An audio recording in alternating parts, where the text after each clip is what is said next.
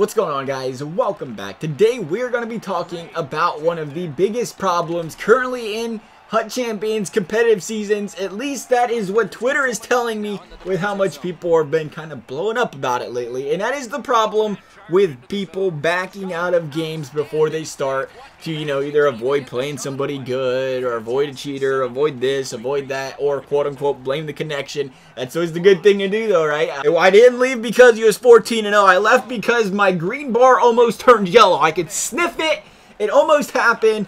All of that being said, I'm not really, to be completely honest, it does not matter to me one way or the other what they do because I don't really play Hut Champs, I don't really play comp seasons, but I thought it would be a kind of neat idea to try to come up with some possible solutions, maybe get your guys' feedback on said solutions and see what you guys think. So starting off with solution number 1, which is just quit playing it until they fix it. Play a real game mode that requires skill like ESHL.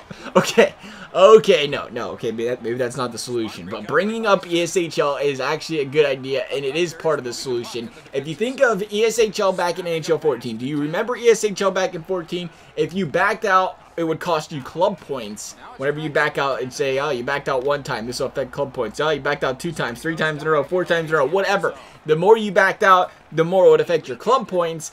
And it would, obviously it didn't really stop people from backing out because they cared more about their points than their, their club points. But in this case, people would care more about their Hut Champions Comp Seasons points, which is what you would change club points to Hut Champs Comp Seasons points. Now, obviously, when you go and look at it like that, it would maybe stop people from backing out. And if it didn't, it'd penalize them and say, well, you backed out 5 times, you got 10 Comp Seasons points. But the problem with that now, obviously, is that comp seasons is becoming more of a win-based thing. So maybe the first solution isn't the greatest of all solutions now anymore. But solution number 2 would be to create a ready up screen that hides the user's player model, hides their gamer tag, but it shows their connection. Because that's a big thing. A lot of people say, well, I want to be able to back out because if I have a yellow bar or a red bar, I don't want to play on that connection. Now, granted, it is normally your connection's fault on dedicated servers these days, unless you match up with somebody from a different coast on a different server, which then it is not your fault. But regardless, people like to be able to check their connection. Sure, you want to do that, that's fine. So show the connection bar, you hit ready. Once you ready up, once you start loading into the game from there on out, the game is all but sanctioned, and if you quit from there, it is a loss, which would be a slight tweak of what they did with the tuner last week that they hurried up and reverted back after so many people were upset with it. It'd be a tweak to that, what some people's problem was with the connection and so on and so forth. But the problem with that is, and this is also something I was coming up with the tuner with that last week, is now you're forced to play cheaters, and the resolution to that is make the rewards untradeable. Is solution number 3 possibly make Hut Champs rewards untradeable? There really isn't a reason to have millions and millions of coins worth of rewards being dished out that someone can sell when you can go out there and, trade in 5 gold common players that cost you, what, 5K? And you can't even trade the gold rare that they give you with it. So I really don't understand the reasoning. Like, I'm not trying to complain that you can't trade out or sell gold rare commons, but if some stuff's going to be untradeable, why isn't this stuff untradeable as well, kind of deal? Even Draft Champions is kind of like, what do you want to call it, a drafted version of comp seasons, and you get 82 overalls that are untradeable. Because the way I feel about it is the more you're making this stuff sellable, especially stuff at high rewards, you're going to get more cheaters. That's going to happen. If you're going to swing 300, 400, 500, 600k, items up in the balance if you finish top 10, you're going to get them cheaters out of the woodworks. And they're going to try to do what they can to get up there. That's never going to stop. That's in every single game. There's always going to be people trying to exploit, do the best they can to get what they want, especially when it's something like in-game currencies. And the way I also think of it, think of someone on Twitter with a burner account. No one really knows who they are. They say and do whatever they want because, well, there's no repercussions. Same can be said with Hut Champs Comp Seasons. Have you ever stopped and thought, who in the heck is Smelly Squirrel 3327412? All we know is he's ragging, he's glitching, he's cheating, he's doing everything he can to win Comp Seasons games against the rules. Will we ever know who that is? Probably not, but I can guarantee you one thing, a person with that gamer tag is more than likely trading their rewards to his or her main account, and now you can see why that being able to trade items is a little bit of a problem. Now, I'm going to say this, so that's obviously not going to stop all the cheating, but one thing it can do is it's going to lower it. If somebody keeps getting their account banned, completely banned, and they lose everything on it, and they can't trade those rewards, it's going to stop them from repeatedly doing it. Because right now, if you reset their team or whatever, reset their team, reset their coin balance, Well, congratulations, you reset their coin balance, you reset their coins, but they took all those players and they traded them to another account, so they lost nothing.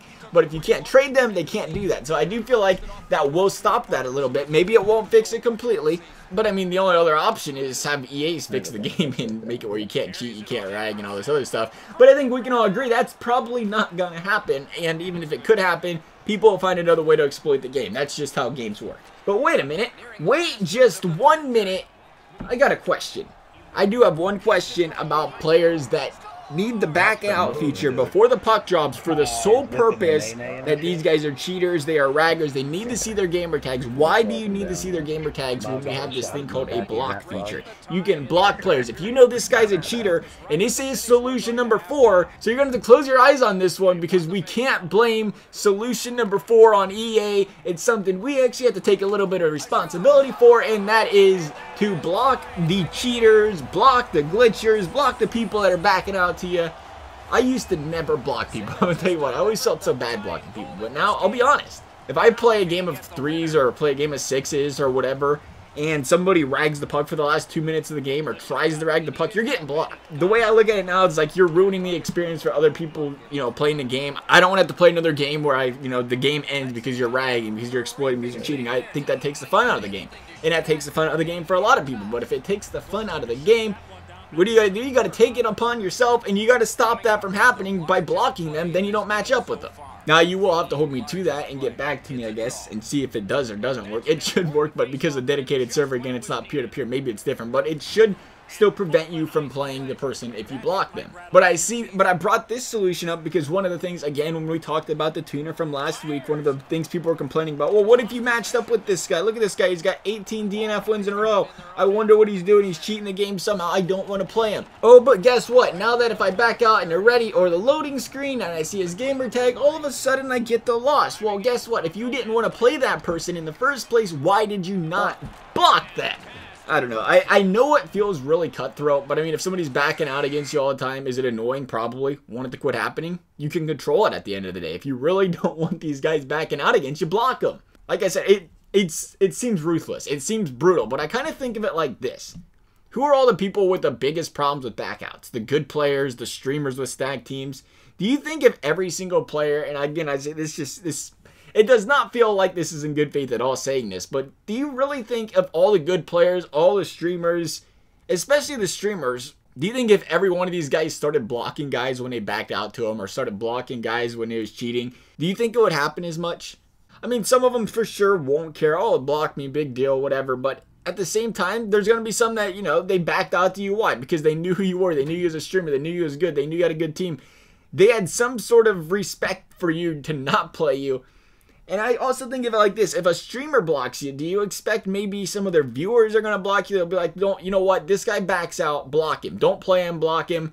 All of a sudden, you got a whole stream of guys that don't want to play you. And I'm not trying to say let's just block everybody. But what I'm trying to say is maybe if telling everybody to block someone because they keep backing out or they keep cheating or whatever, maybe it becomes a trendy thing to do, and all of a sudden those guys that are backing out or they're cheating and they can't ever find a game, the same problem these big good players are having right now where they can't find a game, now these people backing out are having that problem, maybe they start going and not backing out. Maybe they, okay, I ain't gonna say they're gonna stop cheating, but maybe these guys backing out will start second thinking out like, well, you know what, I think 450 of the 500 people that still play this game have me blocked, so maybe I should start playing people. But I mean, that'd be like one of them, what do you want to call it, a movement? Like, I don't think it actually, to be honest, I don't think it'd ever happen. I don't think it'd be like, oh, okay, so we're starting block waves, I'm just going to start playing. It probably wouldn't be a big wholehearted solution that we can just change it all on our own.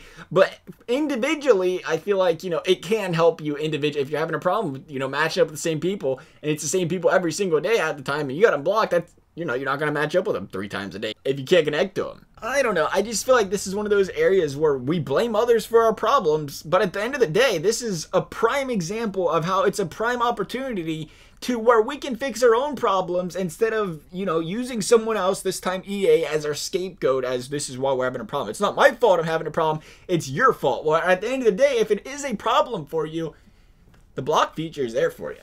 I don't know. What are you guys thinking? That's 4 solutions. Maybe they're far-fetched. Maybe they're ideal. Let me know what you guys are thinking. I hope you enjoyed the video. Thank you guys for watching. We'll see you next time.